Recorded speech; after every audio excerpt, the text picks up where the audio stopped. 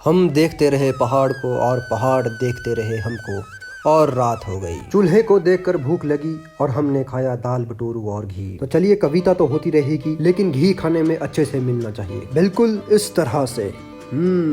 सर्दियों की कड़कड़ाती ठंड में सुबह सुबह ही हमारी यात्रा शुरू होती है छमाण नामक गांव से मेरे घर की ओर। थोड़ी ही देर बाद मैं ऐसे जोन में पहुंच गया जहां तंबाकू फ्री में मिलता था, परंतु हमने अपनी यात्रा जारी रखी। रास्ते में बर्फ से ढके ऊंचे ऊंचे पहाड़ को देखकर मुझे तो हिमाचल पर निबंध याद आ गया। जैसे बर्फ से ढके ऊंचे ऊंचे पहाड़ और कल कल करते झरने इसकी शोभा को बढ़ाते हैं। हिमालय इतने खूबसूरत थे कि एक ट्रक वाला उन पर रेड मारने जा रहा था, परंतु मैंने ऐसा होने नहीं दिया और मैं ट्रक से आगे निकल गया।